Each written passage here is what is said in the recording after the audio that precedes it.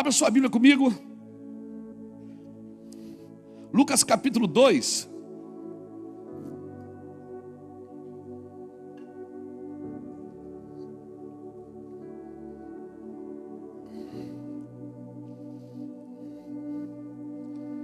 Lucas capítulo 2 e o versículo de número 46.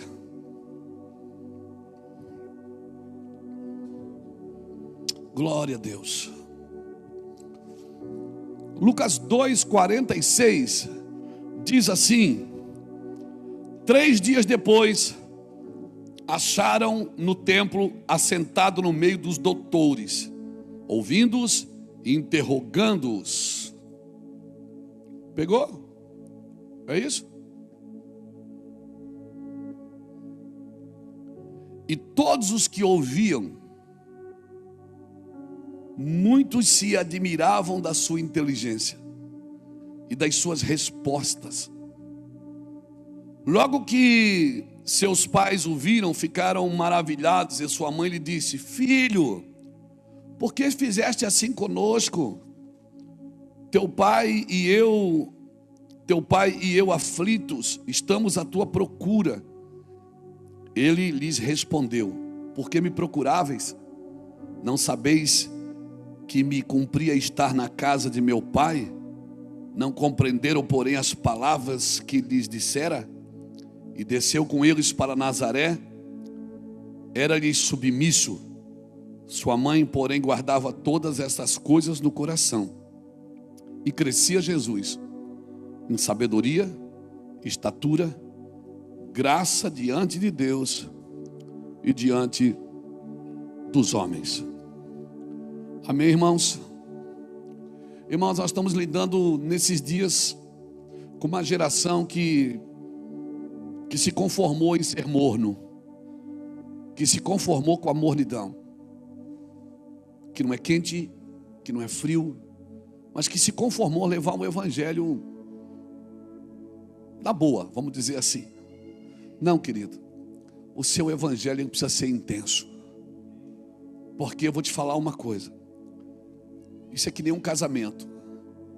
Às vezes esfria o amor, esfria o companheirismo, às vezes esfria a alegria, mas tem uma aliança ali. Ali tem uma aliança.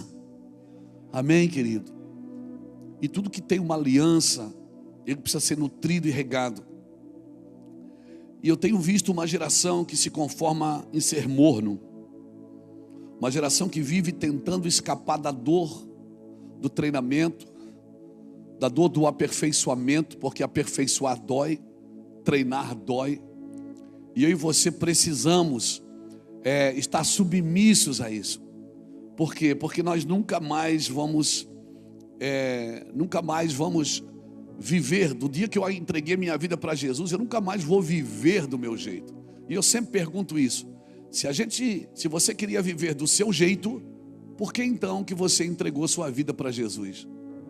E você não vai conseguir viver do seu jeito. Não, pastor, porque é impossível. Aquele que já experimentou o dom de Deus, ele consiga ser feliz fora disso. É impossível, irmãos. Essa semana eu li uma frase que eu achei muito interessante. Dizia: às vezes dói como nunca, para não doer nunca mais. Às vezes dói como nunca o momento que você está passando, mas é para não doer nunca mais.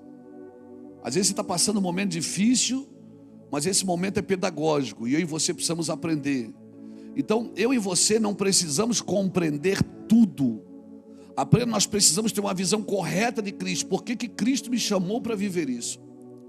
E essa noite eu queria gastar esse tempo de culto para trazer para a gente uma cosmovisão do reino de Deus. Ou seja, o homem, a mulher que vive no reino de Deus, qual é a cosmovisão que ele precisa ter? Entregar para o Senhor os seus sonhos é fácil. Por quê? Porque você não viveu ainda. O difícil é entregar para o Senhor as suas culpas, as suas derrotas, as suas decepções, os seus medos, Porque é mais difícil entregar o que você já viveu do que o que você não viveu ainda. É muito difícil entregar o que você já viveu. Onde você perdeu, onde você sofreu, onde você se decepcionou. A gente está sempre tentando proteger esse lugar, para que a gente não passe por isso de novo. E eu te falo, se isso não deixou coisas boas em nós vamos ter que passar de novo. A gente está sempre tentando proteger o lugar ferido. E eu vou te falar, e se isso não nos curou, nós vamos ter que fazer a prova de novo. Querido, ele na igreja primitiva, Jesus na igreja primitiva, ele não mandou os discípulos como ovelhas, ou melhor, como predadores. Ele mandou como ovelhas. Ele disse: vocês vão ser enviados como ovelhas em meios de lobos. Então, para você ter uma ideia, a partir do momento que você entrega a sua vida para Jesus e quer viver uma vida sadia na presença de Deus, você não está aqui para ser predador, está aqui para ser presa.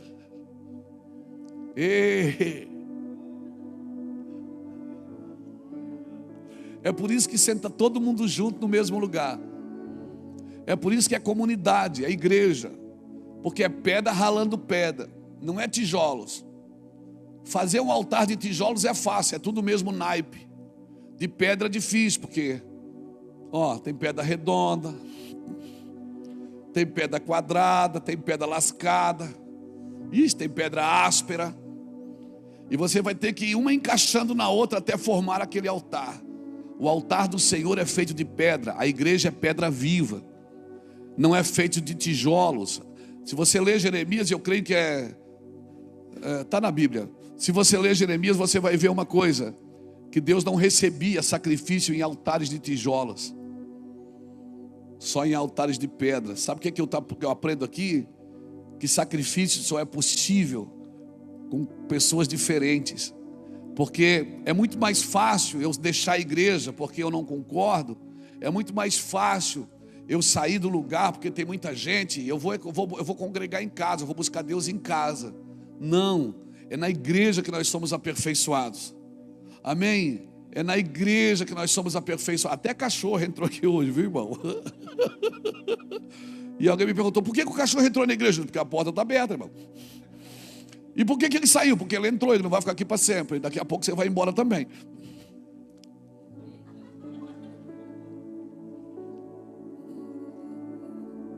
Amém.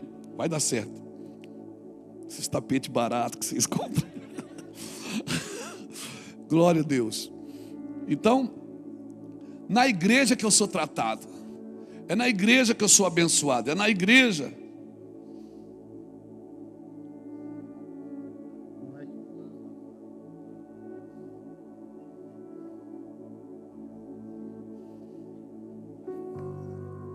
Não deu.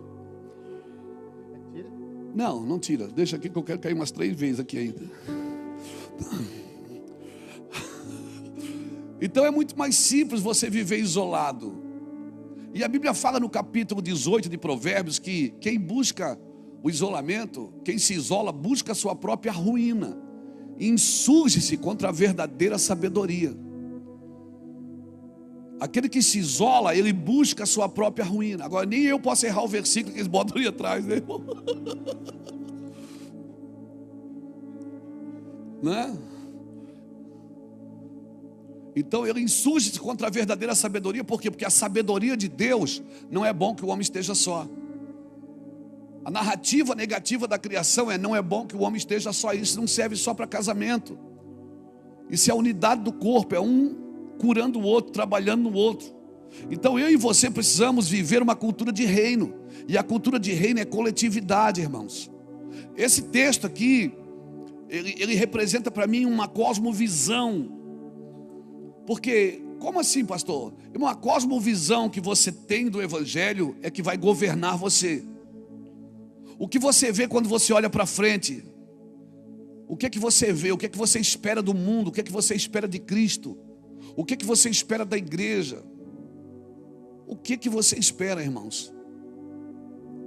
Por quê? Porque você tomará decisões de acordo com a sua cosmovisão. Qual é a cosmovisão que você tem do Evangelho? Deixa eu te explicar isso melhor. Aquela irmã querida, chamada Madre Teresa de Calcutá, uma mulher que viajou para os lugares mais pobres da terra, uma mulher que cuidava de leprosários. Um dia ela chega em Nova York, ela olha para aqueles prédios e ela solta uma frase que ficou conhecida no mundo: eu nunca vi um lugar tão pobre como esse. Por quê? Porque a cosmovisão dela era moral, não era material.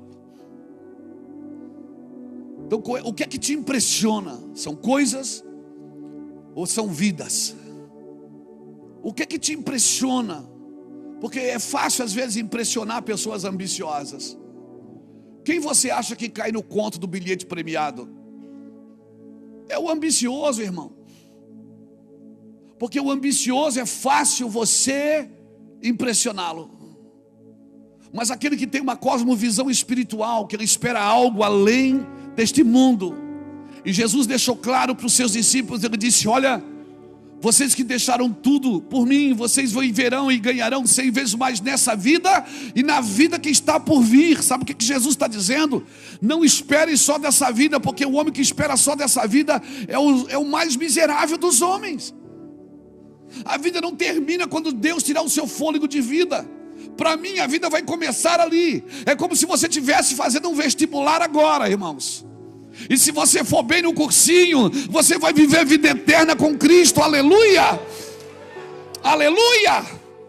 Então qual é a cosmovisão que eu tenho da igreja? Eu vou lá domingo, me reúno, falo 2h30, fico lá, depois a gente vai comer lanche e vamos para casa, e segunda a vida continua, é a vida que segue. Não, irmãos, não. A cosmovisão que eu tenho do reino de Deus, ela que vai ditar as decisões que eu preciso tomar. E qual era a visão que governava a vida de Jesus desde 12 anos de idade? Desde 12 anos, Jesus um dia, eles estão em Jerusalém, seus pais, eles se perdem dos seus pais, e eles acharam ele, foi 2 ou 3 dias depois, e ele estava no meio de doutores, no templo lá. E a mãe disse: meu filho, o que você fez isso?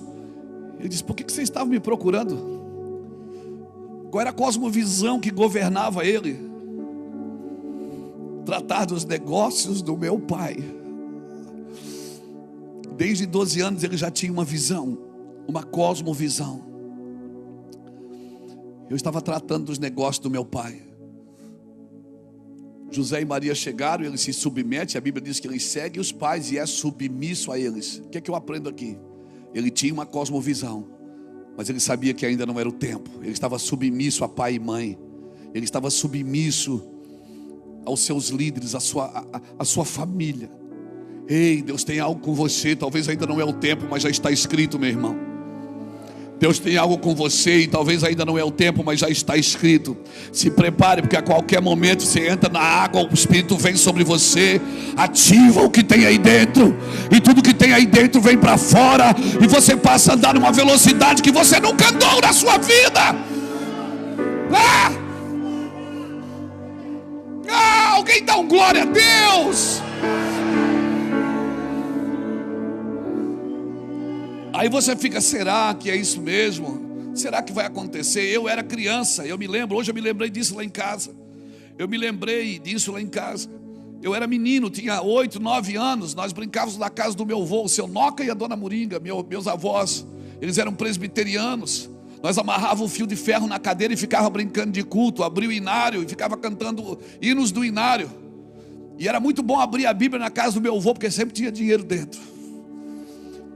Eles já estavam mais velhos, eles esqueciam do dinheiro dentro. E agora a gente já tinha dinheiro para oferta também. A gente já estava brincando. Eu saí dali, me perdi, meus pais se separaram, a gente se perdeu nas drogas. Mas tinha uma cosmovisão de reino lá dentro, irmãos. Estava lá dentro, e um dia que as águas se abriram para nós entramos nelas, e o Espírito Santo veio. Eu quero dizer para você que já está tudo aí dentro. Por favor, não é porque não está acontecendo agora. Jesus estava lá dando um show aos epicureus, dando um show de teologia, falando coisas inefáveis, fazendo perguntas, que aqueles homens ficaram: uau, esse menino só tem 12 anos. Mas quando o pai e a mãe chegam, a Bíblia diz que ele vai embora com o pai e a mãe, se submete a eles. Estava dizendo: eu sei o que vai acontecer, ainda não é o tempo. Um dia ele sai, entra no Jordão, o Espírito vem sobre ele, e agora a palavra muda. Ele diz: não ouve mais ali, ouve aqui. Não está mais lá no templo. Agora esse é meu filho amado. A palavra está com ele agora, ouve ele. Ei, se prepare. Não é porque não está acontecendo agora, não desista, porque não está acontecendo. Ei, a realidade é o que está dentro de você, não é o que está fora de você. E você nunca vai viver nada aqui fora sem viver aqui dentro primeiro. Você tem que acreditar no que você carrega, para depois você desfrutar o que você vai viver. Dá glória a Deus aí. Aleluia, aleluia. Irmão, eu sempre acreditei. Quando nós voltamos para Jesus com 28 anos, hoje eu tenho 57, faz 29 anos. Eu sempre acreditei. Eu acreditei quando era só uma bicicleta. Eu acreditei quando eu entrava, tinha que entrar pela catraca do ônibus, pedir para o cara deixar eu descer por trás, que eu não tinha dinheiro. Eu acreditei. Não estava acontecendo nada aqui fora, mas a cosmovisão estava aqui dentro. Porque a cosmovisão que você tem do reino de Deus, você vai tomar decisões por ela. Se você desistir agora, você vai tomar decisão por ela. Está aí dentro. Cutuca alguém que está do seu lado e diga: está aí dentro. Sua visão não pode incluir só você. Ela não é de Deus quando ela inclui só você. Mudou aqui o tempo. Havendo despressurização, máscaras cairão ao seu lado. Aleluia, aleluia. Mudou aqui. Mudou aqui. O ambiente é profético. Deus trouxe você aqui. Deus trouxe você aqui para ouvir isso.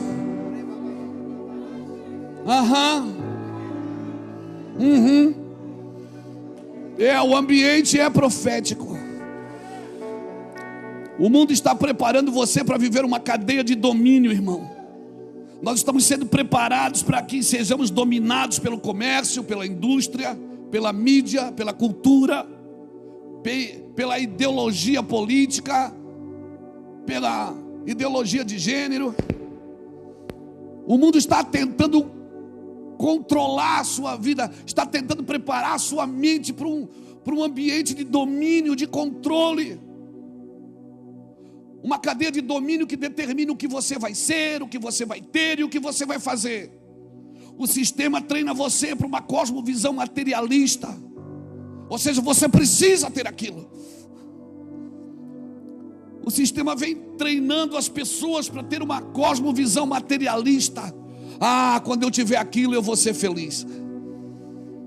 Você vai ver, você vai chegar ali e você vai ver que felicidade não é aquilo. Eu vou falar para você, eu já estive em mais de 50 nações pregando o Evangelho. Eu já preguei em ambientes para mais de 100 mil pessoas. E tudo que eu queria no começo, quando eu e a Iraci nos convertemos, eu queria ser um pregador. Vou pregar no ginásio, vou pregar no estádio, vou pregar nas nações. Nós já viajamos o mundo, irmãos, pregando o Evangelho. Já vimos auditórios hindus, muçulmanos, idólatras. Mas não tem lugar ainda mais precioso de se estar sozinho com Ele. O lugar mais precioso de se estar é sendo ministrado por Ele. Porque pessoas podem te aplaudir, podem te reconhecer, mas nunca te darão o que só Ele pode te dar. O que só Ele pode te dar, o que só Ele pode te dar. E tem uma coisa que Ele pode dar que ninguém outro pode dar: é nova vida, novo tempo, novo começo. Vida eterna, só Ele pode fazer isso por você e mais ninguém. Sim, só Ele pode fazer. Sim, Segura. Uma cosmovisão para consumirmos mais do que precisamos, comer mais do que precisamos, ter mais do que o necessário. Isso é uma cosmovisão materialista, sistemática, que quer treinar sua mente e sua alma para viver dessa forma. Sabe? Bota aqui para mim 1 Samuel, capítulo 4. 1 Samuel, capítulo 17, versículo 4. Deixa eu mostrar uma coisa para você. Então saiu do arraial dos filisteus um homem guerreiro, cujo nome era Golias, de Gate, da altura de 6 côvados e 1 palmo. Trazia na cabeça um capacete de bronze e vestia uma couraça de escamas, cujo peso era de 5.000 ciclos de bronze. Trazia caneleiras de bronze nas pernas e um dardo de bronze entre os ombros. Hastes na sua lança era como o eixo do tecelão, e a ponta da sua lança de 600 ciclos de ferro. Adiante deles ia o escudeiro. Por que está tudo escrito isso aí? O capacete dele era assim, a espada dele era assim. Meu Deus, as ombreiras, a couraça. Meu Deus, você viu o tamanho dele? Por que a Bíblia declara tudo isso? Porque alguém viu e fez questão de anotar. E todo mundo olhava para aquele homem e só via isso. Bronze para todo lado, altura, expansão, quiomão. Ninguém vai vencer esse cara. Aí chega um menino de fora e consegue ver o que ninguém consegue ver. Versículo 7, bota aqui para mim o versículo 7. Ou melhor, o versículo 26, perdão. Coloca o versículo 26 aqui para mim. Versículo 26, não é o capítulo 26. Capítulo 17, o versículo 26. Então falou Davi aos homens que estavam consigo, dizendo: que farão aquele homem que ferir a este filisteu e tirar a afronta de sobre Israel? Quem é, pois, esse incircunciso filisteu para afrontar o exército do Deus vivo? Todo mundo viu o exército, bota lá. Só muda quando eu pedir. Todo mundo viu a couraça, viu o escudo, viu o capacete, viu a espada. Mas o Davi viu o que ninguém viu, que ele era incircunciso. Davi disse: ele não tem pai. Do que adianta ter tudo aquilo para mostrar e não ter paternidade? Quem é esse incircunciso? Davi viu que ele era incircunciso. Sabe como chama isso? É você ver o que ninguém vê. Você está assustado porque está vendo coisa que todo mundo está vendo. Mas você tem que ir além, você tem que ver o que ninguém vê. Se você quer viver o que poucos vivem, você não pode fazer o que muitos fazem. Sabe, Davi olhou para aquele homem, ele não viu capacete, ele não viu tamanho, ele não viu espada. Tanto é que ele pegou a espada do cara e arrancou a cabeça dele depois. Beto, ele não viu nada. Ele disse: esse cara não é circuncidado. Ele não tem paternidade. Do que adianta ter tudo isso e não ter paternidade? Depois que Davi derruba e mata o gigante, Davi vem com a cabeça do gigante e com a espada na mão. Saul faz uma pergunta para Abner. Saul pergunta assim, Gladys: de quem é filho esse menino? Ou seja, não tinha nada para mostrar. O menino chegou lá de estilingue, de havaiana, de conga. Quem já usou conga aqui sabe que é horrível. Você ia para a escola de conga, aquele negócio esquentava, irmão, na frente, derretia os dedos da gente.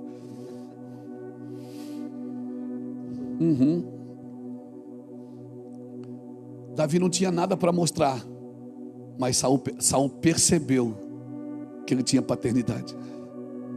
Sabe o que é cosmovisão? É você saber quem você é aqui dentro. Cosmovisão é você saber que você é crente em Jesus Cristo. Mas eu não tenho um carro, mas você não precisa ter agora. Talvez não é o momento de você ter. Ah, mas eu não tenho nada, não apareço. Mas o diabo sabe quem você é. Ele sabe quem você é. Porque quando você abre a boca ou estende a mão, o ambiente muda. E sabe por que o ambiente muda? Por causa da cosmovisão. Daquilo que você carrega, e você entende que aquilo que Deus te deu não tem a ver só com você, tem a ver com o propósito de Deus. Irmãos, do que adianta ter escudo, ter espada, ter... que adianta? Do que adianta ter Ferrari e não ter vida? Do que adianta o homem ganhar o mundo inteiro e perder a sua alma? Do que adianta?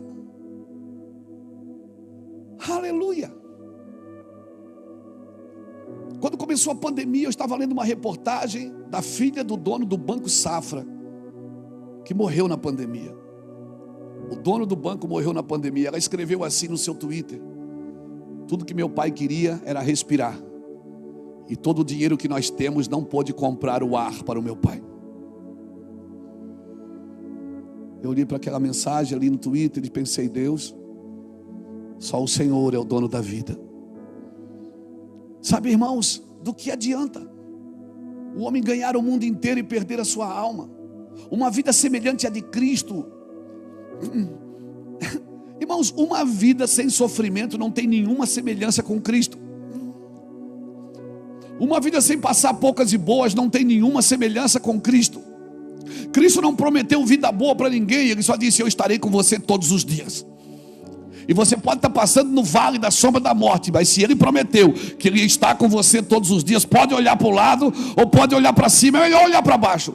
Não, é melhor olhar para cima, porque abaixo de você não tem nada, mas acima tem. Olha para cima e você vai ver, porque isso Ele prometeu. Eu vou estar lá, Luiz. Depois, irmão, de superar o sofrimento, o seu coração vai estar cheio de compaixão, o seu coração vai estar quebrantado. Por isso, quando a pessoa começa a passar dias difíceis, ela perde a visão, ela perde a noção, porque ela não sabe o que fazer. Puxa, eu vivi até aqui, ganhei dinheiro, fui abençoado, e agora? Vou morrer assim? Não, bebê, você não vai morrer. Fica tranquilo, descansa, descansa, guarde seu coração, porque quem está vivo nunca morrerá.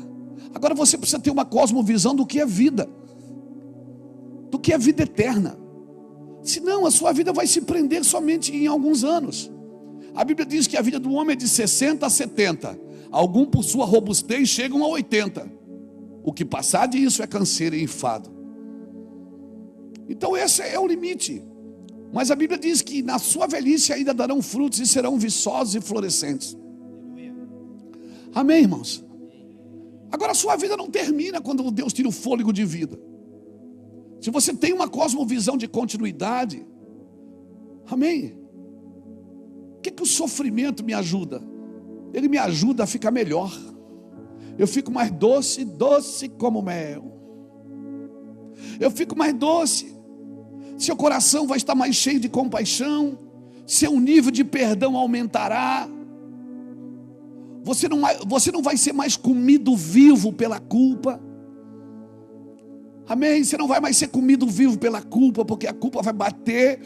Amém? Mas a couraça de justiça do Senhor vai te cercar e te guardar.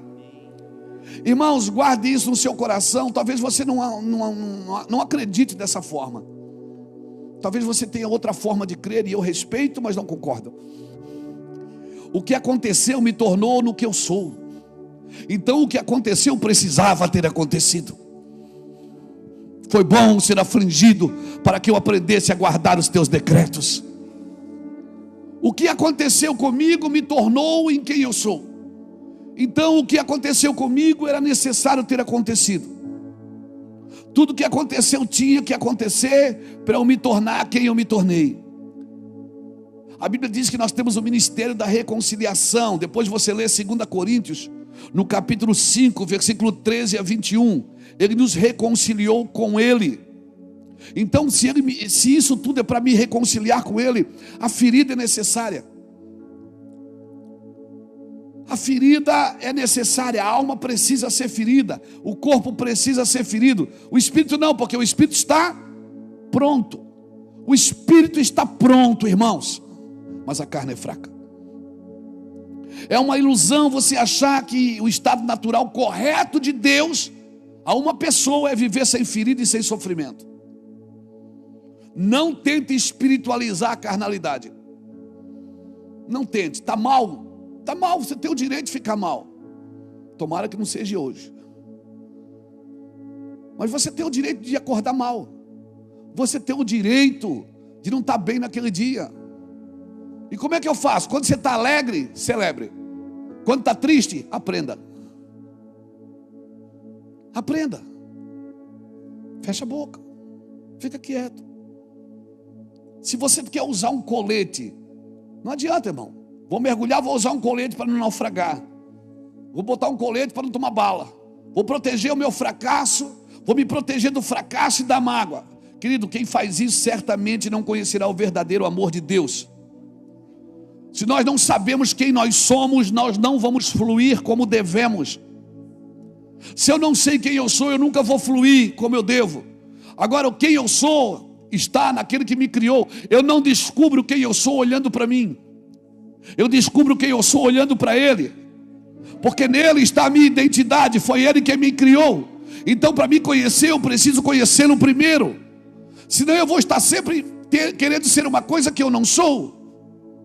Mas quando eu olho para Ele, olharam para Ele e foram iluminados.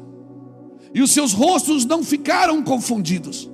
Porque quando você olha para Ele primeiro, Ele te organiza naquilo que você tem que ser, que você tem que ter e que você tem que fazer. Meu irmão, isso é evangelho. Pastor, mas eu tenho muito orgulho. Eu também. Eu também tenho. Bota aqui para mim Tiago capítulo 4 e versículo 1. Aleluia. Você está bem? Está tudo bem? Isso, dá uma relaxada. Quer ficar de pé para mexer um pouco? Não, está tudo bem?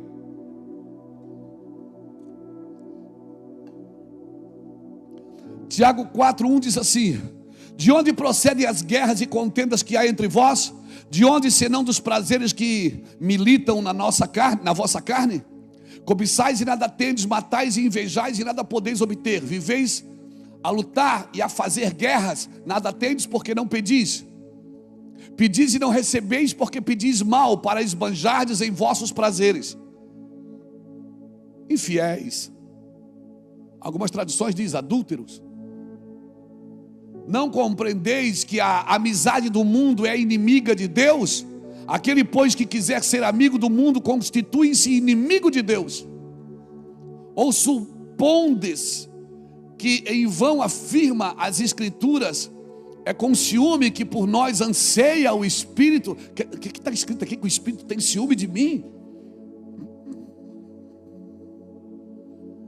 Quando você trai ele por alguma outra coisa, ele tem ciúme. Querido, né, irmão?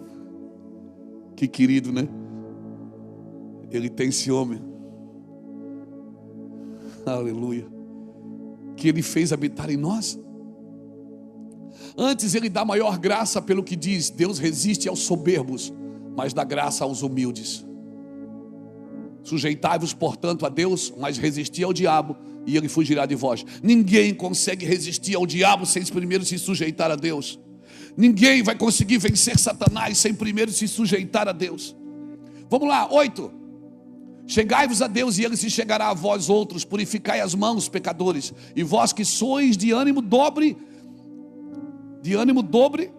limpai o coração. Afligi-vos, lamentai e chorai. Converta-se o vosso riso em pranto e a vossa alegria em tristeza. Como é que é isso? Ele está dizendo para me parar de rir e chorar? Ele está dizendo: afligi-vos, volta lá no 9. Afligi-vos, lamentai e chorai. Converta-se o vosso riso em pranto e a vossa alegria em tristeza. Vai. Humilhai-vos na presença do Senhor e Ele vos exaltará. O 11 e o 12 ainda. Irmãos, não faleis mal. Aqui não devia ter postado, né?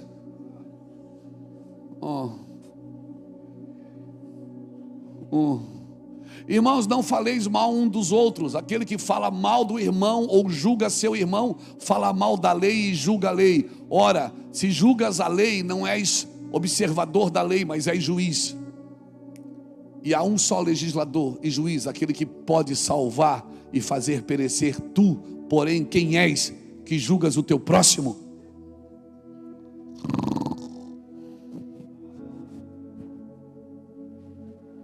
Ó irmão, você pode repetir o uau? Glória a Deus, que uau bonito, irmão. Glória a Deus. Pastor, mas como é que eu detecto o orgulho em mim? Irmão, orgulho é que nem mau hálito. Quem tem não sabe que tem. E sabe quem é que tem mau hálito? Quem não tem amigo para olhar para ele e dizer: cara, vai escovar o dente. Quer uma balinha? Porque se você tem amigo, você não tem mau hálito. E quem é que tem orgulho? Quem não tem amigo. Porque se tem amigo, o amigo confronta. Eu disse: cara, para, isso aí é orgulho. Não só. É orgulho. Como é que eu detecto o orgulho que vive em mim? Primeiro, quer notar? Quando você melhorou sua performance, mas não a sua busca. Você ficou bom em tudo que você faz para Deus. Paulo disse que deixava tudo para ganhar a Cristo. Paulo já fazia tudo para Deus. Ele disse que eu deixo tudo por causa de Cristo. Filipenses 3, 7 e 8. E ele chama o resto de refúgio. Então, quando você buscar o Senhor, não busque e não pergunte até quando. Busque até nada mais importar para você do que a Cristo. Quando é que eu sei que a minha busca está dando resultado? Quando eu buscar até nada mais se importar, até ele ser prioridade. Isso não vai me tornar, como chama? Uma pessoa assim que é fanático? Não, pode ficar tranquilo. A religião te torna fanática, o amor de Deus não. Amém? Você está melhorando sua performance e sua busca, e não a sua busca. Você está quebrando recordes toda semana de jejum, de oração, de ir no monte. Cara, você ficou bom pra caramba. Mas a sua busca por Cristo, por amor a Cristo, ela não alterou em nada. O que alterou foi a sua performance, o seu serviço. Seu coração está orgulhoso porque melhorou a sua performance, mas o seu coração não tem a mesma paixão por Cristo. Deus não quer que eu busque, Ele quer que eu queira buscar. Eu tenho que querer Ele. Não é só ir, é ir porque eu quero. Amém? Buscar com paixão, sem distração, com paixão sobrenatural.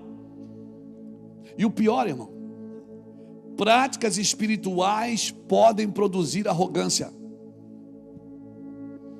As pessoas evangélicas, pseudos evangélicas que eu conheço, que são mais arrogantes, são aqueles que têm mais práticas espirituais.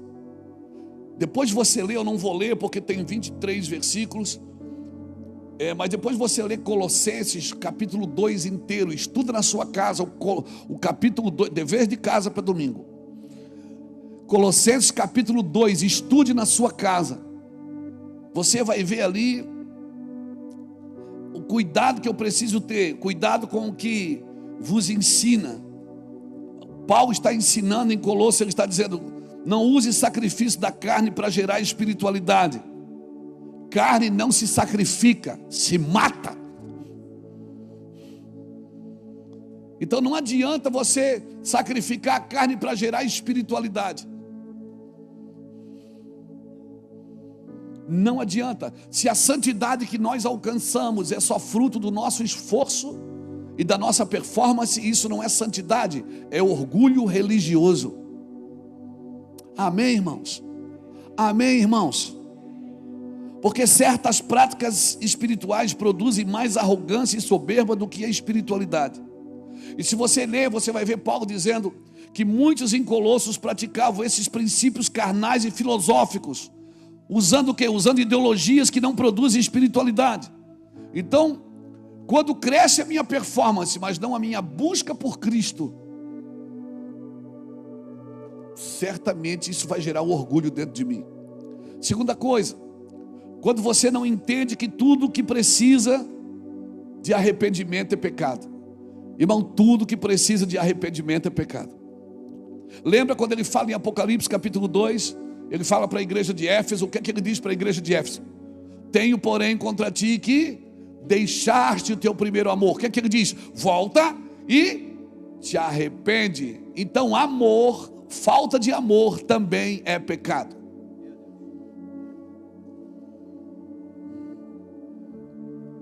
Então pecado não é só fazer a coisa errada, é deixar de amar. Pecou? Pegou? Pecou não? Pegou? Pecado não é só fazer as coisas erradas. Tiago 4,17 diz que se está na tua mão o poder de fazer o bem e tu não fazes, cometes grande pecado. A falta de amor pelo próximo também é pecado. Deixar de tornar importante aquilo que é importante é pecado. E se eu empurrar meu cristianismo com a barriga, é porque ele tem pouca importância.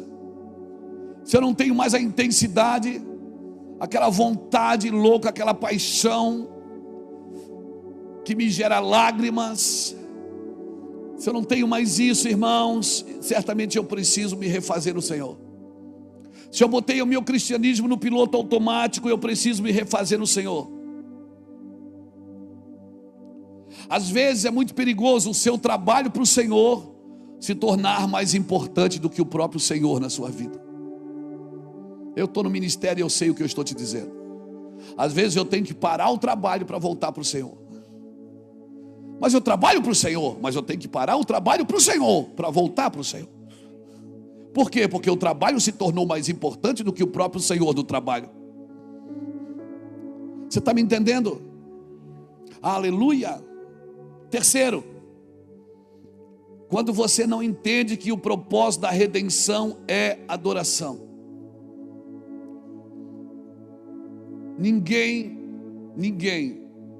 a redenção, a graça, Jesus te salvou, você não precisou fazer nada.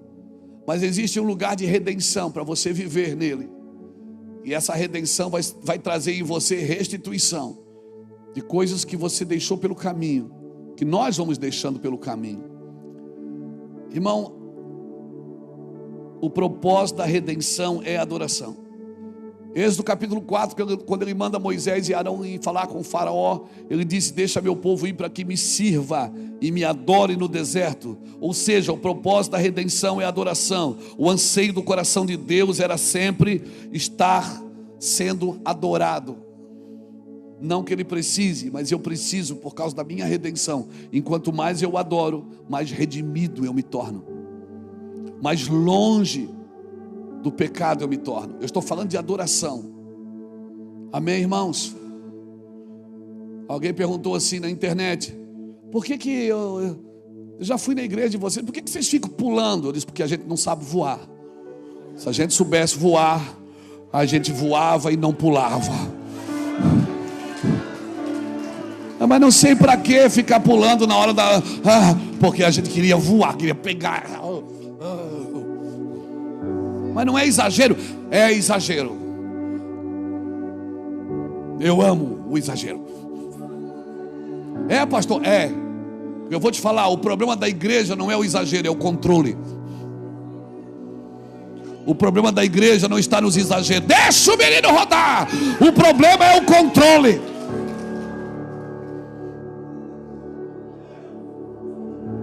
Então por que fica pulando, dançando? Porque a gente queria mesmo era voar. Eu queria mesmo era botar uma tirolesa lá de cima. E na hora de chamar o pastor Luiz para pregar, eu descer de tirolesa. Uma ideia para o templo novo. Exagerado. Mas para que isso? É bom, irmão. É bom. O cara mais exagerado da Bíblia, que adorava a Deus, exagerado, que tirava a roupa, que tirava a coroa, que dançava, que pulava. Sabe como é que ele é conhecido na Bíblia? Como o maior adorador das Escrituras, como o homem segundo o meu coração. E também sabe como é que ele é conhecido na Bíblia? o maior guerreiro, porque adoração e guerra caminham juntas. Quanto mais você adora, mais guerreiro você se torna. Aleluia, alguém está me entendendo aqui? Então pula, dança, irmão, corre, fica à vontade.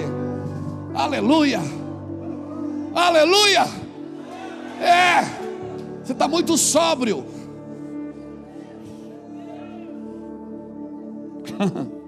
Aí, o que acontece? O povo disse, Moisés disse assim lá, cara, que coisa linda isso. Coisa linda isso, não estou falando do Lapa, estou falando daqui. Moisés diz assim para Faraó: deixa meu povo ir, para que me adore. Aí sabe o que Faraó faz? Não, eles estão ociosos. Aumenta o trabalho deles. Sabe quem é que aumenta o teu trabalho para você não adorar?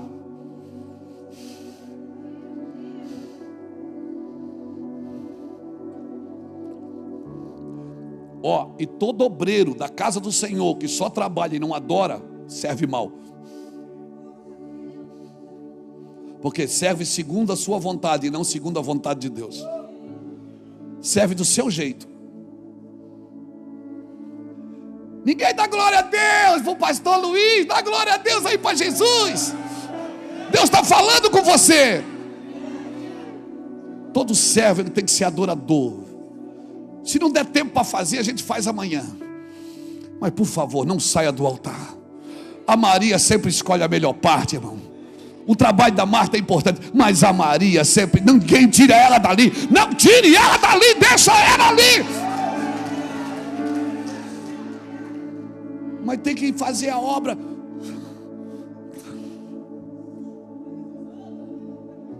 Tem gente que não adora, só arruma demanda para quem adora.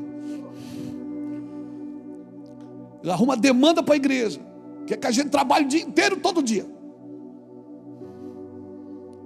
Não, irmão. Deus nunca vai se zangar com você porque você gastou meia hora a mais buscando a Ele. Deus nunca vai se zangar com você porque você disse, cara, hoje eu precisei ficar com Deus. Sabe, Deus falou comigo. Eu abri a Bíblia, rapaz, Deus falou comigo. Mas, meu irmão, tinha tudo para fazer aqui. Não, irmão, você pode adorar. Se o pastor brigar, não entendeu também. Deixa eu te falar uma coisa. Quem aumenta o teu trabalho para você não adorar é Faraó, ou líderes que têm a síndrome dele. Esse povo está muito ocioso, vão dar trabalho para eles não ter tempo de adoração. Então, irmão, o trabalho não impressiona Deus.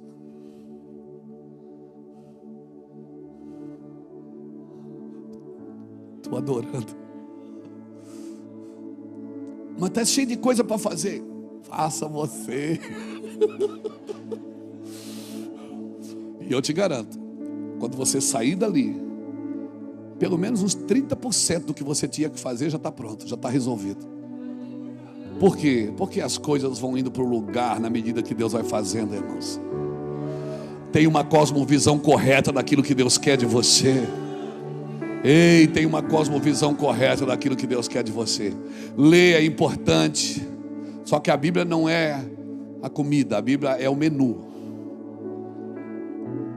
A Bíblia, ela não é a comida. A Bíblia é o menu, a comida é Cristo. Quem come da minha carne e bebe do meu sangue, esse permanece em mim. Você não se alimenta da Bíblia, você se alimenta de Cristo. A Bíblia é o teu menu. Você está me entendendo? Então vai para casa comer de Cristo hoje, irmão. A quarta coisa que eu identifico, que ainda tem orgulho em mim, quando você substitui profecias por frase de efeitos. Tem uma profecia reinando sobre a sua vida. Não substitua. Você vai viver o que você diz, não o que você ouve. O que você ouve muda você, o que você fala muda tudo ao seu redor. E a profecia diz: eu abalarei céus e terra eu abalarei o Rio Grande do Sul, eu abalarei Santa Catarina, eu abalarei o Brasil, eu abalarei o Oriente, eu abalarei o mundo, para que o inabalável permaneça. Tem coisas inabaláveis que precisam permanecer, e aquilo que pode ser abalado será. Então guarde isso no seu coração. E a quinta coisa e última: como é que eu identifico orgulho em mim? Quando você tem vontade de fazer, mas não tem uma palavra para fazer. E você pega tudo e joga tudo em cima da sua vontade. Eu tenho uma vontade, mas não tenho uma palavra. Só a vontade pode deixar um rastro de problema. O dom que recebemos do Senhor pode se tornar um obstáculo para nós mesmos, se usarmos fora da palavra. O dom é para usar dentro da palavra. O dom é para usar dentro da ordem. Amém, irmãos? Tem um texto que eu amo muito. Isso mexeu muito na minha vida muitos anos atrás. O Salmo 73, do verso 1 ao 17. Quando o salmista está dizendo: eu tive inveja dos soberbos, eu tive inveja dos soberbos. Ele disse: porque o Senhor prospera eles, o Senhor dá tudo para eles. Aí no versículo 21 a 28, você vai ver ele falando outra coisa. Ele diz: até que eu entrei no santuário de Deus. Aí no verso 25 ele já diz assim: o que tenho eu além de ti, Senhor?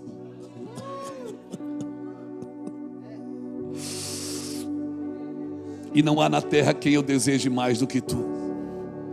Aquele homem que estava com inveja do outro, Gladys, ele falou assim: até que eu entrei no santuário, assim, até que ele foi adorar. Quando ele adorou, ele disse: cara, eu estou invejando coisa nada a ver. Pastor, já viveu isso? Já. Eu já quis ser o maior pregador do Brasil. Eu já quis ter a maior igreja do estado. Eu já quis ser o cara mais famoso do evangelho. É, pastor? Fui, eu quis. Faz tempo, mas eu quis. E graças a Deus que eu tenho amigos que falavam para mim que eu estava com mau hálito. Graças a Deus que eu tinha amigos que, de verdade, que diziam: você está com mau hálito.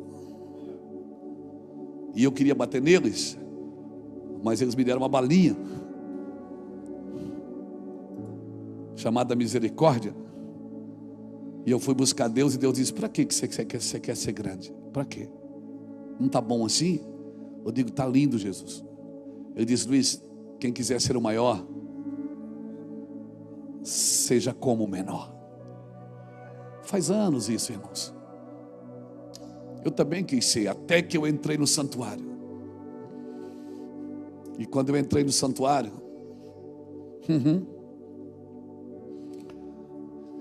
eu também disse o que o salmista disse: quem tenho eu além de ti? Quem tenho eu além de ti? Textos como esse, como de Jeremias capítulo 12, versículo de 1 a 5, depois você lê. Quando Jeremias fica apavorado, ele diz: por que o Senhor prospera o caminho dos ímpios? Por que o Senhor, esses caras fazem tudo errado e o Senhor dá tudo para eles? Jeremias 12, de 1 a 5. Depois você lê. Jeremias ele já era considerado profeta chorão, né? Ele está lá batendo. Aí no versículo 5, Deus responde para ele. Deus diz assim: se tu te fadigas correndo com os homens que vão a pé, como tu vais competir com os cavalos? Se tropeças em terra segura, como andarás nas florestas do Jordão? Jeremias está reclamando, dizendo: por que o Senhor prospera o ímpio? Por que dá tudo certo? Aquele cara faz tudo errado e dá tudo certo para ele. Por quê? Aí o Senhor responde para ele no verso 5: se te fadigas correndo com os homens que vão a pé, como poderás competir com os que vão a cavalo? Ou seja, se nessa velocidade você já cansou, sabe qual é o nosso problema? É que a gente se compara, e quem compara, compete. E essa não é a cosmovisão do reino, porque você não precisa se comparar com ninguém. Ele te amou, e no meio de 7 bilhões que permeiam a face da terra, Ele amou você. Ele te deu um DNA que só você tem. A impressão digital do seu dedo é só você quem tem, ninguém mais tem. Ela é sua, é exclusiva, e não importa quantas milhões de pessoas permeiam a face da terra, você é exclusividade, propriedade exclusiva. Ninguém estaciona aí se ele não deixar. Aleluia. Então é nesse lugar que eu vim aqui hoje para tirar você dele, irmãos, e para te dar uma cosmovisão. Tira essa cosmovisão de sofrimento da sua vida. Tira essa cosmovisão de não ter vantagem, de estar sempre ser um perdedor. Tira essa cosmovisão de só declarar derrotas, porque essa não é a derrota que Deus tem para você, não é a vida que Deus tem para você. A cosmovisão de Jesus com 12 anos, ela determinou o que ele faria. Ele disse: por acaso eu não cuidaria das coisas do meu pai? Estava lá com 12 anos, já sabia o que fazer. Deixa eu te falar uma coisa: tem coisas que Deus colocou dentro de você que ninguém pode tirar de você. Mas você precisa ver isso, porque até que você se ame, até que você se considere, até que você acredite em quem você é, isso não é para você ficar soberbo nem altivo, mas para você ter, sabe, ter uma cosmovisão de reino de Deus. Deus me deu algo e não é para mim. Deus me deu algo e é para alguém. Alguém vai carregar isso. Isso que Deus me deu é para servir alguém. Deus me levantou, não é por causa de mim, é por causa de alguém. Deus me deu uma palavra, não é para mim. Se Deus me deu uma palavra, talvez não seja para mim. Reino de Deus não tem a ver só com você, porque se tem a ver só com você, não é de Deus essa visão. Visão que só inclui a gente não é de Deus. Eu preciso morrer. A prey da carne não se sacrifica, se mata. Matai a vossa carne, apresentando ela como um sacrifício vivo, santo e agradável a Deus, levando ela para o altar. Mas não se sacrifica, se mata. Amém, irmãos? Ela não se converterá nunca. Um pastor um dia sentou comigo, o pastor José Rodrigues da MCM, me levou eu lá para lá no quarto dele, lá onde ele mora, na região de Goiânia, Trindade. O quarto dele é assim em cima, numa torrezinha. Ele fez lá, levou, sentou eu lá no quarto dele, disse assim: Luiz, ele tem 84 anos hoje, 84, 85. Eu vou lá para lá, sentamos, ele falando: Luiz, deixa eu te falar. Ele fala assim, meio goianês. Eu disse: Luiz, rapaz, Deus está levantando você. Eu digo: amém, pastor. Ele diz: rapaz, vou te falar, quantos anos você tem? Na época eu tinha 52, faz uns 5 anos isso. Foi antes da pandemia, né, Lapa?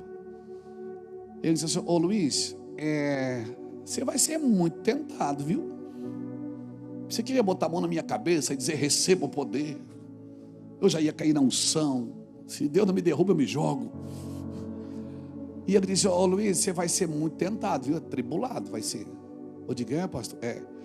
Mas você tem 50, 52, mas quando você fizer 60, você vai continuar sendo? Eu digo: pastor? E quando você tiver 70, rapaz, você pensa que diminui? Pois só aumenta. Eu digo: não, o senhor está brincando. Ele disse: rapaz, eu vou fazer 80 anos. Na época eu ia fazer 80. E você sabe que o diabo não desistiu de mim ainda. Rapaz, eu estou um velho, 80 anos. Aquela palavra entrou no nosso coração. Deixa eu te falar uma coisa, irmãos. O diabo nunca vai desistir de você. E dá glória mesmo. Porque significa que você é um tomahawk, uma arma perigosa na mão de Deus. O diabo nunca vai desistir de você. E ele não vai trabalhar para você fazer a vontade dele. Ele vai trabalhar para você fazer a sua vontade. Irmãos, tenha uma cosmovisão de reino coletiva. Pense no que Deus te colocou, aonde Ele te colocou e por que Ele te colocou. Isso não tem a ver com você. Isso tem a ver com o plano eterno de Deus. Tem a ver com as próximas gerações. Deus vai te dar por causa da tua geração. que precisa ouvir o que você tem, precisa ver quem você é. Amém? Amém? Quero deixar essa palavra, muda esse conceito de sofrimento, de miséria. Muda. Tem gente que tem cara de prejuízo, irmão. O cara olha para o cara, ele tem cara de derrota, de prejuízo. Por quê? Por quê? Porque ele se faz de coitado. Ele tem cara de prejuízo, ele já entra no negócio para perder. Tudo que ele vai fazer, ele se derrota mesmo. Ele está sempre esperando uma tragédia. Ele vai viajar, ele espera que o avião caia. Ele vai viajar, ele espera bater o carro. Por quê? Porque já aconteceu tragédias com ele. Ele está sempre esperando uma nova. Mas nessa noite, se ouvires a voz do Senhor teu Deus, eu quero declarar sobre a sua vida, meu querido, que Deus vai mudar os seus pensamentos. Eu sei os pensamentos que eu tenho para você, para te dar uma esperança e um futuro. Não tenha medo. Não tenha medo. Não tenha medo. Amém? O que você já viveu é que você tem que entregar para o Senhor. Amém? Teu passado tem que ser resolvido, para o teu presente fazer sentido, e o teu futuro está garantido. Entenda isso no seu espírito. Isso é uma frase de efeito.